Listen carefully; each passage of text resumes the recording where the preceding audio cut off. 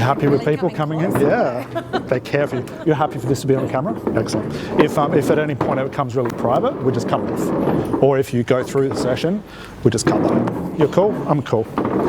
That was just our rapport, guys, that's all. All right, so I'm going to employ all of you to help me. I might somehow forget what I'm going to do and say, guys, what are we going to do next? And let's just see what we can put in place. Okay? Your only goal right now is watch these unconscious moments. Okay? How many do you see?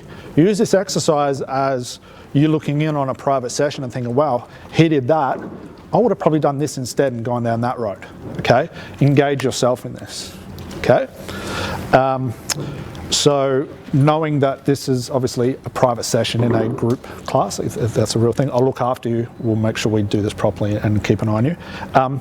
Knowing as well the problem you talk about, it's up to you what you choose, it really doesn't bother me, that it's going to be recorded and these guys might help us along the way. You happy with that? Yes. Excellent. Rapport again. Okay. So what is it? What are we working on? What is it you want to work through? Pause right there. Does anyone see what happened? It's quick. That's how I know she means it. Did everyone see it? There was a... I'm going to pause back and forth. Now this is important. This pausing lets me know that she's right on the cusp, like, wow, I might actually fix this today. This is a big thing. And I would assume there's a bit of anxiety about that. How do I know? How do we know this? Breathing language. Yep, definitely breathing.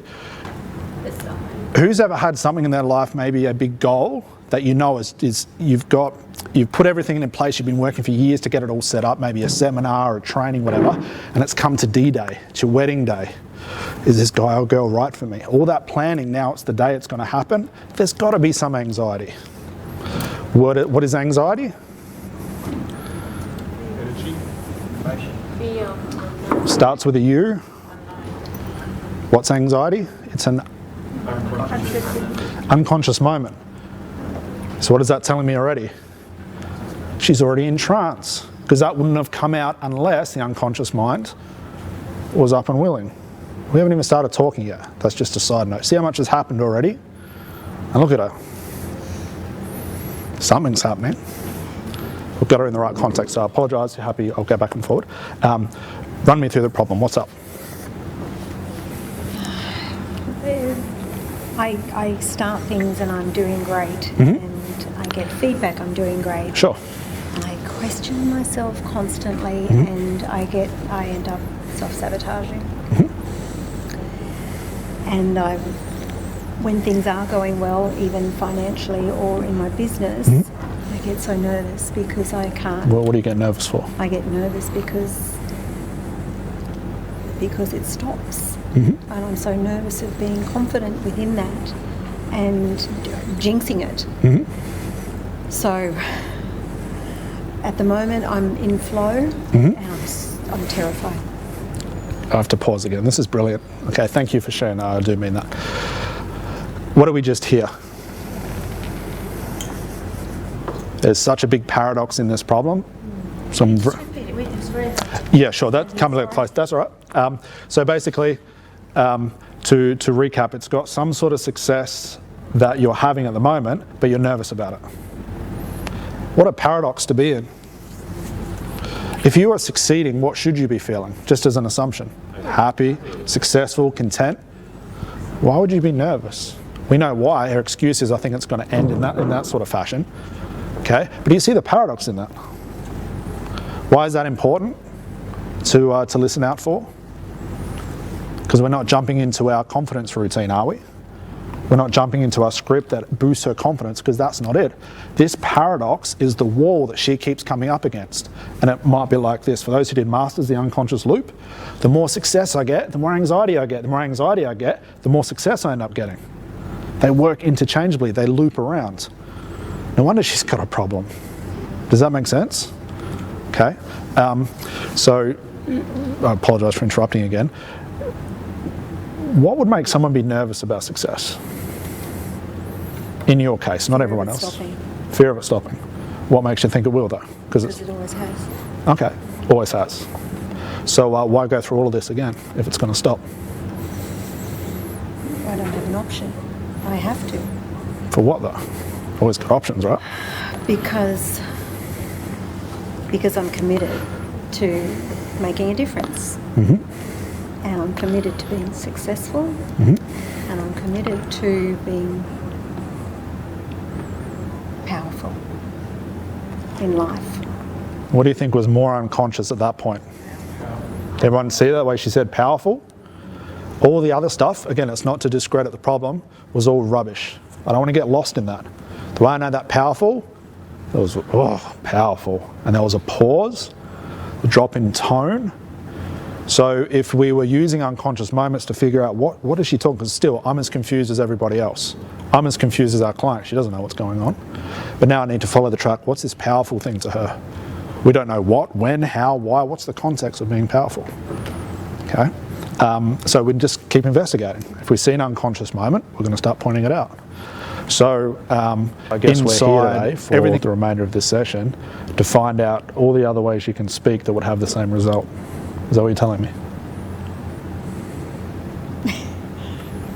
No, I don't have the lump in my throat now. So. I know. So I guess we need to find out all the other ways you can do it, regardless of what you find yourself in, so it doesn't come back. Yes. Certainty. Certainty. So the lump wasn't certainty. The lump was the unknown. So now it's gone, it doesn't matter. It's coming back. I know. Here it starts again. Wonder what that lump has to do with uncertainty. That's it, stay with me. I know, take your time, stay with me. That's it, just breathe through it. Don't go any further. That's it, there you go, that's better. We don't need to go down that road. I feel like a little girl a lot of the time. Don't go there. I don't even feel like a grown-up. I feel like a little girl who just, that's what I do and that's all I can do. This is the problem.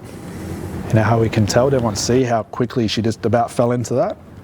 What's happened is that realization. Now, I talked about a lump on her throat. So why did that have the realization to the real problem? Because it's an unconscious moment. Now, what does a lump have to do with being a little girl? I don't know. But now connections come through where that aha moment, the unconscious mind said, okay, this is the real problem. You need to fix this. Does everyone see how that worked? Okay, all the other little chat, that was just to feed out those unconscious moments. We got little bits, but this would probably be more the root cause. Okay, so you said that you get like a feeling of a little girl, right? Yep. Yeah. Oh, little girls aren't supposed to have success, right? Little girls are meant to be pretty and sweet and do their ABCs and do as they're told. And see how the problem's totally shifted now? Nothing to do with where we started. Then do as you're told. What does that have to do with everything though? With you being what you are as a success? No one's telling me what to do. I have to tell me what to do and step into it. So you got to be the adult and the child. Yeah. Wow, what a mission. No wonder you're tired. That would put a lump in anyone's throat. Yeah.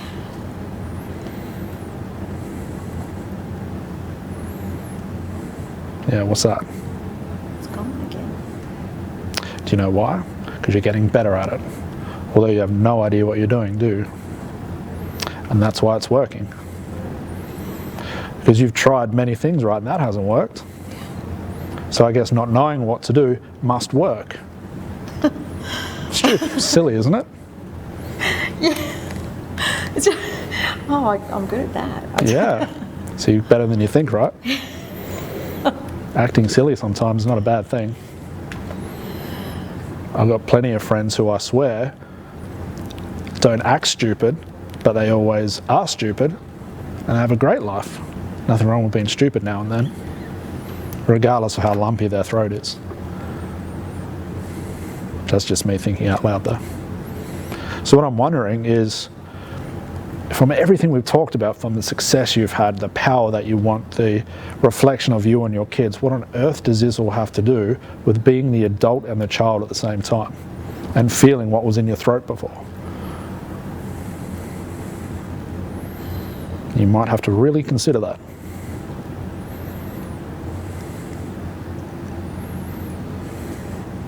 Because as a little girl, I know. I played with dolls Yeah. and I played house. And that's There it is. I want you to sit on that for a moment. You don't have to tell me, but I do want you to think about it. But consider it thoroughly. And do you want to know a better way you can think about it? yeah. You may as well close your eyes, because then you don't have to worry about anything else except that, knowing I'll look after you. Because the trance that's been catching up to you happens. So all that consideration of power, reflecting on your kids being a child, I understand all those thoughts have to spin around in your head to make some sort of connection. But consider this for a moment. If you had to coach that child to be the professional you are today, I wonder what you'd say. That's it. Don't go too far though. Stay with me. That chair you're sitting on will keep you safe. My voice will keep you safe. All you need to do is experience this thoroughly and work it out. Because it's not really about you. It's about that little child. That's it. Coach her. I mean, what a wonderful experience it is to grow up into an adult. I know some adults who still play with toys, so that doesn't have to go. What a memory. But also wonder how all of this experience right now, and everything you're feeling, how that comes together for where we started.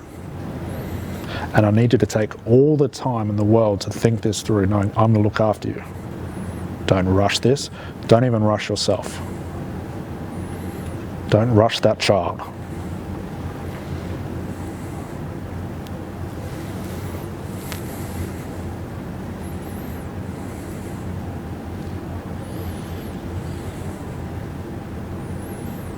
So the trance we set up before, that's what she's going through now.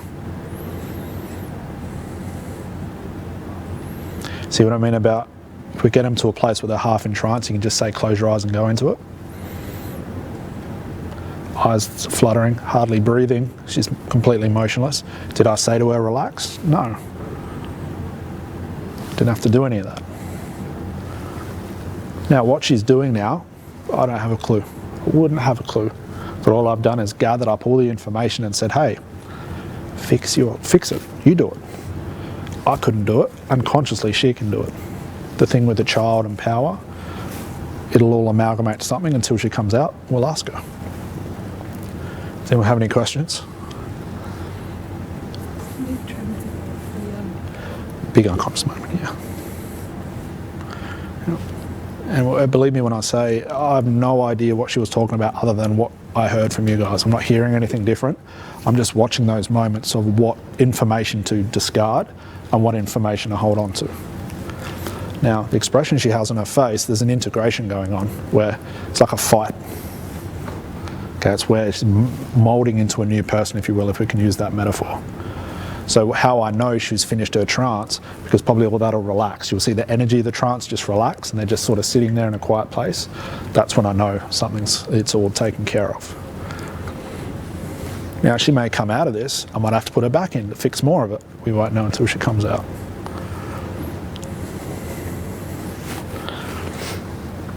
So depending on what type of therapist you are, this is a great time to tell your hypnotic stories, to use your Ericksonian metaphors. Why?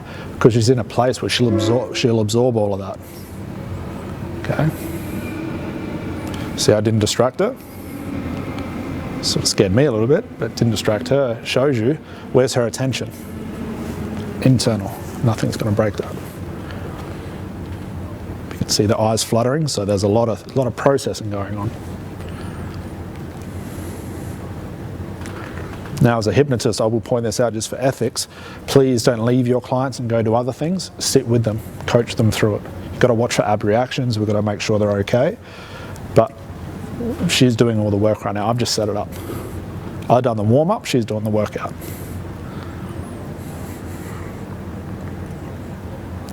Now, it's classical at this point for me to say, that's it, you're a powerful woman.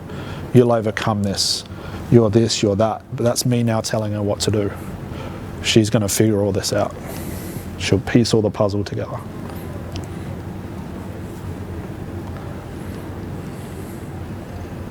That's it, take your time.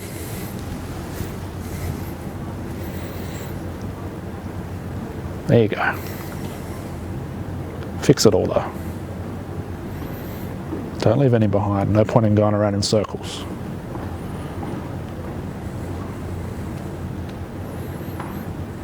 Doing a really good job.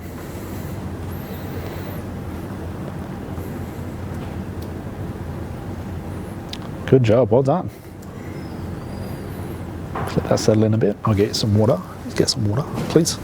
Yeah. Just sit in that for a minute. So again, I'll bring this while it's come up. As soon as your client's eyes open, don't jump straight on them with another question. Just let it settle in first, them come down, because there's a thing called an afterglow.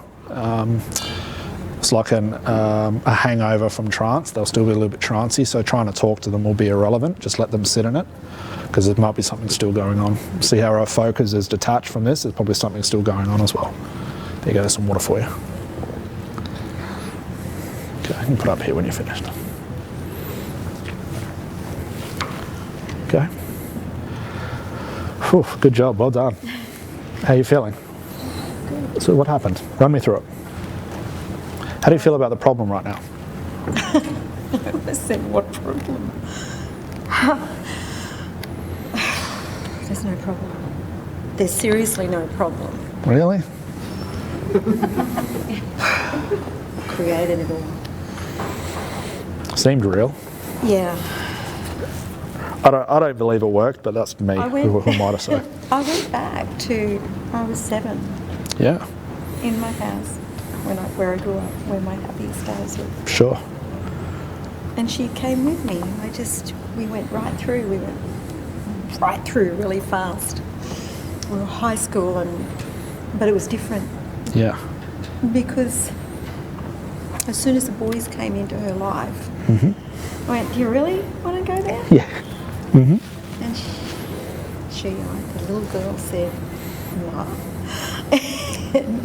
And she came with me. She came with me. Came with you. And I get it. Lighten up, like have fun with what it is. Mm-hmm. And she's with me. She's totally with me. Oh, so you're telling me you just got to enjoy the clients you have. Who would have thought? What a silly assumption. And really get the joy. Yeah. Of the gift and the not even just a gift. That's just getting too D&M. It's like, seriously, this is the game I'm playing now, and this is really cool. Couldn't be that easy though. You closed your eyes and that was it.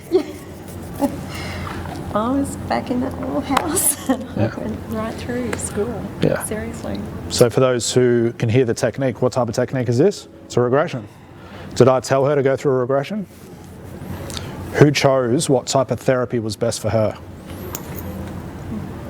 You see the difference between implying techniques in regards to letting them happen naturally? There are times you need to imply them. You have to regress your clients. You have to do this purposely. But that's where you're going to hit the boundaries. If, however, like we've done just for this strategy, I've built up the trance to be something wonderful, and then I put her into it, and to solve the problem, the unconscious mind said, hey, I need to regress you. Let's do the little girl thing. We can use the metaphors from that. I can't wait. I just can't wait. It's just so much fun. I get so much out of working with them. Yeah. What if you have one of those clients that's just a horrible, terrible client? It's a choice. Really? I'm going to learn from it. I'm going to learn from it, and I'll get better. They're awkward though. They don't follow what you're saying. They interrupt you. They don't bring the money on time. They just don't do anything for your business. What if you had a whole book full of them?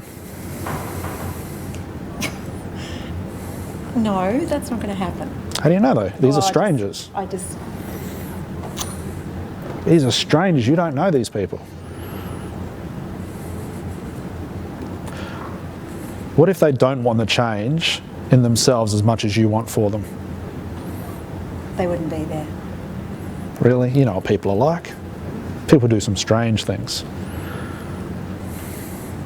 A whole book of those people. Phew. You like me feeling good? No, I didn't. Excellent. What's happening right now? Why am I making her feel bad? I need the answer she got to have some resilience. If I left her out in the world and treated her like a china plate I didn't want to break, what happens if one of those clients turned up? There's a chance they could all be, excuse my language here, assholes, and she's not prepared for it. The problem comes back. And now you're getting a bit frustrated about it, right? Yeah. Well, that's about. Because you went from having a book full of clients who are wonderful to being frustrated. You're just being the little girl again, aren't you?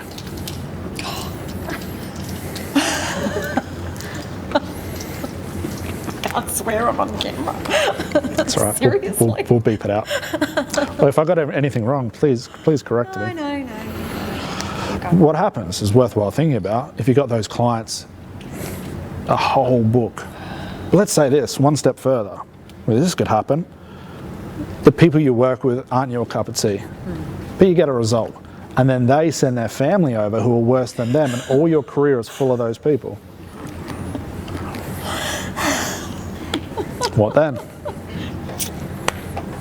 I make a choice whether that's where I want to be or not. I truly make a choice. And if it is